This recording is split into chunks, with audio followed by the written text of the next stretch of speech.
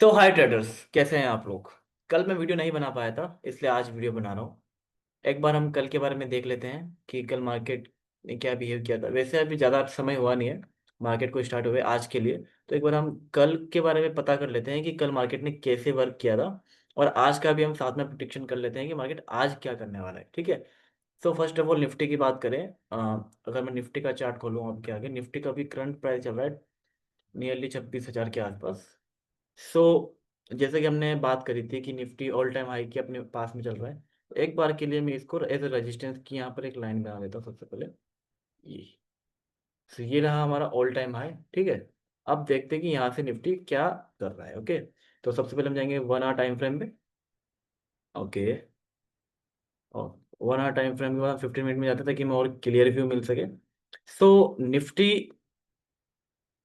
अपने रेजिस्टेंस के पास में है। ओके। और ये जो मैंने सपोर्ट जोन बनाया था, ठीक उसी सपोर्ट जोन से मार्केट ने रिवर्सल लिया है। लेकिन आगे एक अच्छा रेजिस्टेंस भी है, तो हो सकता है कि मार्केट यहाँ पर कंसोलिडेट करेगा निफ्टी के लिए। 26,200 से लेके 26,300 के बीच में एक अच्छा रेजिस्टेंस मार्केट को मिल सकता है, जिसकी वजह से हमें एक डाउन ट्रेंड मार्केट में मिल सकता है। लेकिन उसके लिए हम रेडी तभी होंगे जब तक हमें उसके लिए कंफर्मेशन नहीं मिल सकता। या तो वो हमें पैटर्न से मिल जाएगा या फिर कैंडलस्टिक से मिल जाएगा, जो कि 1 आवर की टाइम फ्रेम में होनी चाहिए। ध्यान रखिए दोस्तों, 1 आवर की कैंडल कैंडल के कैंडलस्टिक का जो भी हमें समझ में आएगा। फॉर एग्जाम्पल, अगर वो इनवर्स हैमर बनता है यहाँ पर कहीं, या डेली कैंडल बनती है, तो हम रिवर्सल की तरफ जाएंगे, कंफर्मेशन का वेट करेंगे। फिलहाल की बात करें तो अभी मार्केट निफ्टी इसको डब्ल्यू बटन नहीं कहते हैं। ये जो आप सोच रहे होंगे कि यहाँ पर मार्केट एक डब्ल्यू बटन बना रहा है तो मार्केट ऊपर जाएगा, लेकिन ऐसा नहीं होता है। क्या होता है मार्केट में, डब्ल्यू बटन का मतलब क्या होता है? डब्ल्यू बटन का मतलब ये होता है कि मार्केट अगर नीचे आई, ठीक है, और नीचे से अगर कोई चीज डब्ल्यू बना रही है, तो इसको हम रिवर्सल पैटर्न या डब्ल्यू पैटर्न कह सकते हैं। ठीक है। ये एक रिवर्सल हो सकता है। लेकिन अब मार्केट यहीं पर वर्क कर रही है या ऊपर है, तो आप इसको डब्ल्यू कैसे कह सकते हैं? अगर मार्केट इस तरीके से ऊपर जा रही है तो आप इसको डब्ल्यू पैटर्न नहीं बोल सकते। ये जो मैंने यहाँ, मार्केट ऐसे नीचे भी आ सकती है, तो यहाँ पर भी तो डब्ल्यू बनाया मार्केट ने। लेकिन फिर आप कहेंगे कि टेक्निकल एनालिसिस जो है, टेक्निकल टर्म्स जो है वो गलत हो गई। गलत नहीं हुई। यहाँ पर मार्केट ने डब्ल्यू पैटर्न ऊपर बनाया है। डब्ल्यू पैटर्न हमेशा रिवर्सल के लिए होता है। अगर मार्केट को यहाँ बनाना होता तो एक एम पैटर्न बना सकता था, जो कि ये यहाँ ऐसा होता है। डब्ल्यू पैटर्न नहीं बनाता। तो इसको हम अगर कहें कि रिवर्सल पैटर्न है, तो ऐसा नहीं है। ये एक कंसोलिडेशन जोन है, क्योंकि रेजिस्टेंस है तो मार्केट यहाँ पर वेट कर रहा है कि अब मुझे कहाँ मूव करना है। अगर यहाँ पर कंसोलिडेट ज्यादा समय तक किया, फॉर एन एग्जांपल मैं बात करूँ 1 आवर के टाइम फ्रेम पे, अगर यहाँ पर इस एरिया में, ये जो एरिया मैंने बनाया आपको रेजिस्टेंस से पहले, हो सकता है मार्केट में मूव बनाने की कोशिश करेगा। तो यहाँ का जो एरिया होगा ना, ये बहुत हाई रेजिस्टेंस जोन होगा। ये मार्केट का यहाँ पर हाई है, तो इसके लिए ही मार्केट अभी रुका हुआ है कि इसको ब्रेक करे या नहीं करे। अगर मार्केट को इसको ब्रेक करना है, तो इसके लिए अभी से वो अपनी प्रिपरेशन कर रहा है कि उसे किस तरीके का ट्रेंड बनाना है। यहाँ पर कंसोलिडेशन करके मार्केट इसको ब्रेक कर सकता है।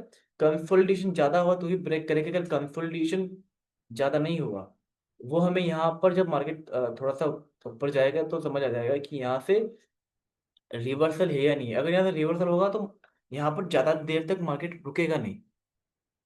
यहाँ पर जाते ही मार्केट में रिवर्सल रेड कैंडल्स लगाता जाता है, हमें देखिए 5 मिनट या 15 मिनट के टाइम फ्रेम पे, तो हम समझ जाएंगे कि ये कंसोलिडेशन जो स्ट्रांग नहीं है, ये रजिस्टेंस ना स्ट्रांग है कि मार्केट इसको ऊपर जाने नहीं दे रहा है। तो निफ्टी के लिए ये था कि निफ्टी के लिए भी हमें वेट करना, कुछ नहीं करना है। और बैंक निफ्टी की अगर मैं बात करूँ आप लोगों से, तो बैंक निफ्टी अपने जो ट्रेंड लाइन है उसको अच्छी तरीके से फॉलो कर रहा है। अगर 15 मिनट के टाइम फ्रेम में जाए, तो अभी यहाँ पर भी अप ट्रेंड है। लेकिन देखिए, मैंने आपको एक ये लाइन ड्रॉ करी थी। अच्छा, कैंडल स्टिक आप सबको आती है आई थिंक, इनवर्सेबल, लेकिन होगी तो भी मैं आपको बता दूंगा। मैंने एक यहाँ पर एक ट्रेंड लाइन ड्रॉ करी थी। ट्रेंड लाइन का मतलब क्या होता है कि किसी चीज को कोई शेयर है या कोई इंडेक्स है, इंडाइसेस है, वो उसको एक पर्टिकुलर ट्रेंड के ऊपर वर्क कर रहा है। फॉर एग्जाम्पल, अगर मैं यहाँ पर एक लाइन ड्रॉ करूँ, ये वाली, तो ये कौन सा ट्रेंड हो गया? ये अप ट्रेंड है। और इस अप ट्रेंड के ऊपर अगर मैं यहाँ पर एक लाइन ड्रॉ करूँ, तो हो गई मेरी ट्रेंड लाइन। ओके।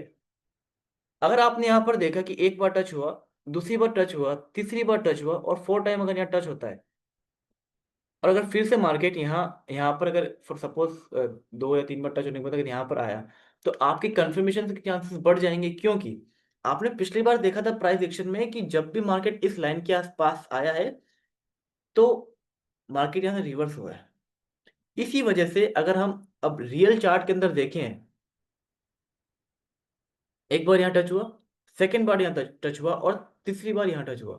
3 टाइम्स का टच भी मायने रखता है मार्केट के अंदर, कि अगर तीसरी बार अगर टच करके रिवर्सल करता है तो हम वहां पर बाय कर सकते हैं। लेकिन अगर आप यहाँ ध्यान से देखें तो यहाँ 3 नहीं 4 टाइम, अगर इसको मैं थोड़ा सा ऊपर कर दूं तो ताकि ट्रेड अच्छी हो जाए। हाँ, ये देखिए, ये 4 टाइम टच मैंने आपको दिखाया कि बैंक निफ्टी के अंदर 1 2 3 और ये 4, लगभग ये टच ही है, क्योंकि ये हल्का सा अगर मैं थोड़ा ऊपर कर लूंगा तो टच हो जाएगा, क्योंकि हमें कभी कभी विक्स नहीं देखते। फॉर एग्जांपल यहाँ पर देखिए, मैंने इसको विक्स को नहीं लिया था इसलिए, ठीक है, इसको मैं नीचे कर देता हूँ थोड़ा सा, ताकि इसके विक्स नहीं आए। ओके, ये देखिए,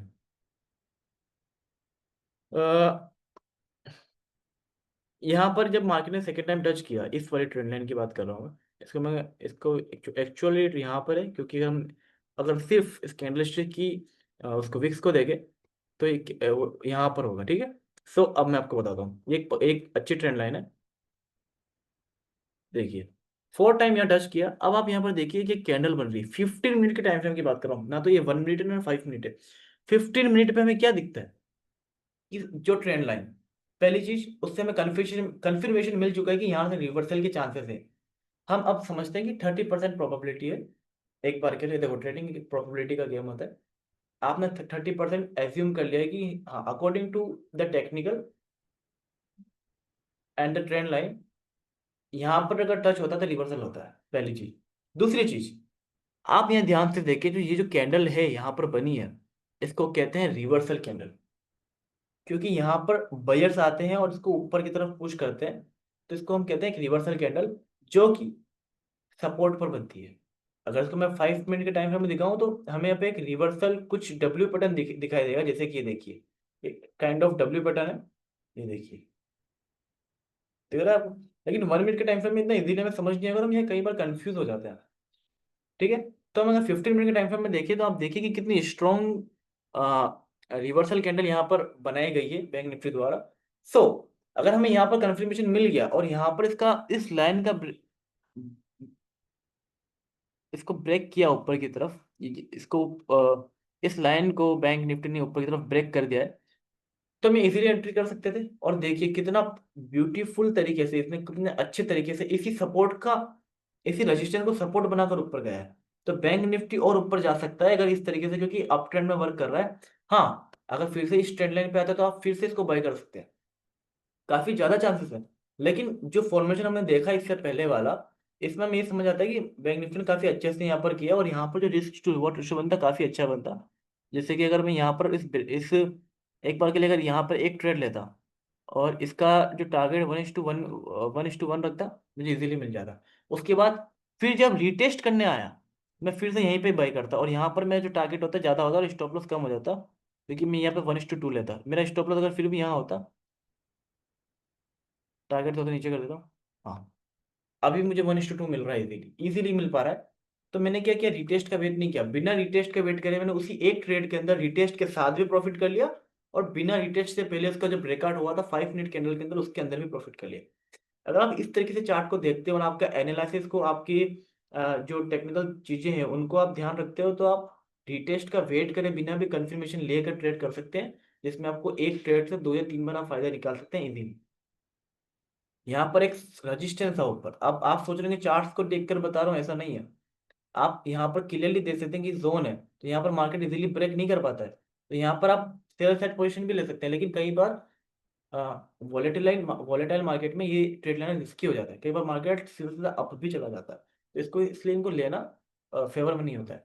लेकिन जहां पर हमें कंफर्मेशन मिल रहा है, 30% हमें ट्रेंड लाइन का मिल गया, 30% हमें किसका मिल गया कि मार्केट जो है ट्रेंड लाइन में हायर हाई लो बनाए, फर्स्ट फर्स्ट हो गया। सेकंड हो गया कि मार्केट 3 और 4 टाइम उसके रजिस्टर सपोर्ट पे आ रहा है।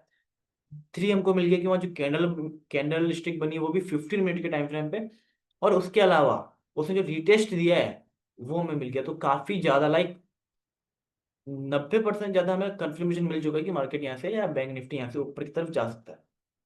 ठीक है, यहाँ पे हमें 70% था, यहाँ पे हमने ट्रेड लेके प्रॉफिट किया, और यहाँ पे 90% था, यहाँ पे डबल ट्रेड कर लिया। तो ये बैंक निफ्टी के लिए था। बैंक निफ्टी का अगर ओवरऑल व्यू की बात करूँ तो पॉजिटिव है, क्योंकि ये ओवर अपने ट्रेंड लाइन को फॉलो करते हुए नए हाइस बना रहा है। निफ्टी के लिए थोड़ा मुश्किल है, क्योंकि उसके लिए एक रजिस्टेंस आ गया है, लेकिन निफ्टी इसको इजीली ब्रेक नहीं कर पाएगा। अगर यहाँ पर सस्टेन कर गया तो निफ्टी इसको ब्रेक कर देगा इजीली। तो निफ्टी के लिए ये था। एंड उसके बाद अगर मैं बात करूं तो देखिए, अगर मैं अब हम गोल्ड की बात कर लेते हैं, XAUUSD। अब इसमें क्या चल रहा है, इसमें मैंने एक ट्रेंड लाइन ऑलरेडी ड्रॉ कर रखी है। उस ट्रेंड लाइन में मैंने ये ड्रॉ किया हुआ है कि 1 आवर के टाइम फ्रेम में। अच्छा, एक बार मैं आपको डेली टाइम फ्रेम बता देता हूँ। ये देखिए, गोल्ड ने हमें सब हम जैसे कि हम सब जानते हैं कि वो अपना ऑल टाइम हाई बनाए, काफी स्पीड में ऊपर गया, अब फिर से ऐसे नीचे आना शुरू किया। लेकिन अब इतना नीचे गिर गया कि उसे फिर से एक सपोर्ट बेस चाहिए ऊपर जाने के लिए। तो उसने क्या किया, देखिए, उसने अपने जोन को, यहाँ पे जो सपोर्ट जो है ना, यहाँ पर थोड़ा सा रिवर्सल लेने की कोशिश करी है। लेकिन इसने यहाँ पर थोड़ा सा इसको कन्फ्लुएंस कर दिया, मिक्स कर दिया। ये देखिए, यहाँ पर अगर मैं सपोर्ट की लाइन करूँ तो यहाँ पर सपोर्ट बनाने की कोशिश कर रहा है। लेकिन जब मैंने 15 मिनट के टाइम फ्रेम में देखा और इस ट्रेंड लाइन को बनाया, ये देखिए 1 2 3, तो यहाँ पर इसने क्या किया, इस ट्रेंड लाइन को ही ब्रेक कर दिया। इसको ध्यान से देखिए, यहाँ पे इसने कंसोलिडेट किया है। और जब किसी ट्रेंड लाइन के ऊपर इस तरीके से कंसोलिडेशन होता है, तो मतलब उसको ब्रेक करने की कोशिश कर रहा है, ऊपर जाने के लिए कोशिश कर रहा है। और ऊपर एक रेजिस्टेंस भी था, इसने इसको ब्रेक किया, लेकिन इजीली इसको ब्रेक नहीं कर पाएगा। सो गोल्ड के अंदर अभी के लिए फिलहाल ये है कि हम वेट कर सकते हैं कि या तो ये इस पैटर्न को तोड़े। ये देखिए, एक ये गोल्ड का पैटर्न है, क्योंकि यहाँ कंसोलिडेशन है, इसको हम एक बार के लिए नहीं गिनेंगे। लेकिन हाँ, इसको रेजिस्टेंस की तरह ले सकते हैं। इस रेजिस्टेंस को ब्रेक करा है। अगर इस रेजिस्टेंस के साथ इस रेजिस्टेंस को ब्रेक कर देता, जो कि इसके ऊपर है, तो गोल्ड काफी ज्यादा ऊपर जा सकता है, क्योंकि हमें दो दो रेजिस्टेंस मिल रहे हैं जो कि ब्रेक हो चुके हैं ऑलरेडी। हमें दो दो कंफर्मेशन मिल जाएंगे यहाँ पर। लेकिन फिलहाल के लिए एक ही रेजिस्टेंस है, तो यहाँ पर हमें सेल साइड ट्रेड लेना चाहिए, लेकिन नीचे सपोर्ट भी है तो हमें नहीं लेना चाहिए। तो अभी के लिए हमें होल्ड करना चाहिए। इस रेजिस्टेंस को ब्रेक ऑलरेडी कर चुका है, सस्टेन कर रहा है, इसको भी ब्रेक करके अगर सस्टेन कर गया तो हमें गोल्ड में पॉजिटिव ट्रेड लेना चाहिए। गोल्ड के लिए मेरा व्यू है। अब हम बात कर लेते हैं सारे जो शेयर्स है हमारे, उनमें क्या चल रहा है। बाटा इंडिया, बाटा इंडिया कल काफी ज्यादा गिरा था, और मैंने कहा था कि इसे हम और गिरने देंगे। अगर ये गिरता है और सपोर्ट पर आता है तो हम इस पे बाइंग अपॉर्चुनिटीज काफी ज्यादा बनती है, क्योंकि कोई भी स्टॉक अगर सपोर्ट के ऊपर गैप डाउन होकर खुलता है तो काफी अच्छी अपॉर्चुनिटीज होती है कि ऊपर की तरफ जाए। तो जैसे कि हम देख सकते हैं कि बाटा इतना नीचे गिर चुका है, तो हाँ, अब क्या चांसेस है कि हमें यहाँ स्विंग ट्रेडिंग के लिए बाय करना शुरू कर देना चाहिए बाटा इंडिया के अंदर। और इंडिया मार्ट की बात करें, इंडिया मार्ट अभी कंसोलिडेशन टाइम चल रहा है, इसको हमें नहीं देखना है अभी। हाँ, यहाँ पे इसने रेजिस्टेंस लिया है एक, ये वाला रेजिस्टेंस, इसकी मैंने ये लाइन ड्रॉ करी थी कि एक बहुत अच्छा सपोर्ट था, इसको रेजिस्टेंस बनाया और इसको बहुत अच्छे से फॉलो कर रहा है इंडिया मार्ट। ये जब देख सकते हैं बहुत अच्छे से इसने बनाया। यहाँ पर एक पीई साइड की ट्रेड बन सकती है, क्योंकि एक वोलेटाइल वोलेटाइल ट्रेड है, तो हमें इसमें ऑप्शन बाइंग करनी चाहिए, वो भी सेल साइड में पीई की तरफ। ठीक है, आज हम बात करें टॉप गेदर में टाटा पावर है। ओके, और डेली टाइम फ्रेम की बात करें तो टाटा पावर अभी टॉप गिरा है, लेकिन यहाँ पर ये जो रेजिस्टेंस लेवल है ना, ये काफी मुश्किल है थोड़ा इसको ब्रेक करना। यहाँ पर फिर से कंसोलिडेट कर सकता है टाटा पावर। तो अभी हम थोड़ा वेट करेंगे। हाँ, लॉन्ग टर्म इन्वेस्टिंग के लिए सही है, लेकिन अभी वेट करना ठीक रहेगा। वेदांता लिमिटेड, अगर किसी को पुट साइड की ट्रेड लेनी तो ये बहुत अच्छा शेयर है, क्योंकि ये अपने ऑल टाइम हाई पे फिर से जा रहा है। अभी हमने निफ्टी बैंक निफ्टी में बात करी थी कि जब भी कोई शेयर, जब भी कोई प्राइस उसके ऑल टाइम हाई ये बार बार किसी चीज को टच करता है, वहां से रिवर्सल करता है, तो वहां पर काफी ज्यादा चांसेस होते हैं कि फिर से वो रिवर्सल करेगा। रिवर्सल नहीं करेगा तो कंसोलिडेट करता है, लेकिन कंसोलिडेट करने के लिए भी उसे रिवर्सल देना ही पड़ता है, रिवर्सल होता ही है, क्योंकि रजिस्टेंस एक हाई सप्लाई एरिया होता है। अब यहाँ देखिए, यहाँ पर भी वही हो रहा है कि यहाँ पर वेदांता ने 3 बार जाने की कोशिश करी, फिर नीचे आ गया, फिर कोशिश की, फिर नीचे आ गया, फिर नीचे आ गया। तो आपको क्या लगता है, अब की बार कोशिश करेगा एक बार में ऊपर चला जाएगा? नहीं, ऐसा नहीं होता, एक बार में ऊपर नहीं जा सकता। यहाँ पर जाते ही सेलर्स सप्लाई जोन काफी ज्यादा होगा, तो हम यहाँ पर हमें एक एक बार के लिए डाउन साइड मूवमेंट दिख सकता है। जैसे अगर मैं बात करूँ, अगर यहाँ पर आता है वेदांता, कम से कम 5 से 6% का ड्रॉडाउन दिख सकता है वेदांता के अंदर, और एक काफी अच्छा हम ऑप्शन बाइंग में पुट साइड की तरफ से प्रॉफिट कर सकते हैं। एनटीपीसी एनटीपीसी एक बहुत अच्छा शेयर है लॉन्ग टर्म के लिए, क्योंकि एनटीपीसी का ही एक नया ग्रीन करके इन्होंने निकाला है, तो ये एक अच्छा शेयर बन सकता है प्रॉफिट के लिए लॉन्ग टर्म के लिए। मैक्स हेल्थ, इसको मैं काफ़ी समय से देखते आ रहा हूँ, आपको मैं हर वीडियो में इसके बारे में बताता हूँ। मैक्स हेल्थ अभी अपने उसी सपोर्ट जोन पर है, इसने इसका ब्रेकआउट तो दे दिया, लेकिन अभी सपोर्ट को देखिए, एक अच्छी अच्छी अच्छी ट्रेड कब मिलती, जब यहाँ पर इसका ब्रेकआउट हो। हमने गोल्ड के अंदर जो ट्रेड ली थी, हमें कंफर्मेशन पहले मिल चुका था, इसलिए हमने ली थी। नहीं, गोल्ड नहीं, सॉरी, बैंक निफ्टी में हमें कंफर्मेशन यहीं मिल गया था, यहीं पर कंफर्मेशन मिल गया था, क्योंकि यहाँ पे एक सपोर्ट था, इसलिए हमने पहले ट्रेड ले ली। लेकिन यहाँ पर उसका सपोर्ट दूर है, इसलिए हम यहाँ पर ट्रेड नहीं ले सकते। अभी हमें ट्रेड लेने के लिए इसका वेट करना होगा, या फिर अगर ये यहाँ पर आता तो हम यही डायरेक्ट ट्रेड ले लेंगे। एसबीआई की बात करूं, तो एसबीआई में ये कहा गया है कि एसबीआई का, मैंने आपको फिर से बताया था कि वो भी ऑल टाइम हाई में चल रहा है, इसने फिर से हमारा अपना ऑल टाइम हाई बनाया था, तो अब इसको लेना ठीक नहीं है। ठीक है, NTPC, green, Tata power, Nifty है। तो ये सारे शेयर्स हैं जिसकी हमने बात करी। और आप चाहें तो मुझे कमेंट कर सकते हैं, आपको मैं लाइव मार्केट में अगर आप चाहते हैं ट्रेड करूं तो मैं आपके लिए ट्रेड भी करूंगा, लेकिन उसके लिए आपको मुझे कमेंट करना होगा। फिलहाल के लिए इतना ही। अभी मैं आपको थोड़ा बहुत मार्केट के लिए आइडिया दे रहा हूँ। आप चाहते हैं कोई पर्टिकुलर शेयर, उसके बारे में मैं वीडियो बनाऊँ, या फिर उसके लिए मुझे आपको जानना है कि ये फ्यूचर में क्या कर सकता है, technical point of view, fundamental भी देख सकते हैं, अगर आप चाहें तो आप कमेंट कर सकते हैं, मैं उसके लिए भी एक वीडियो बना लूंगा।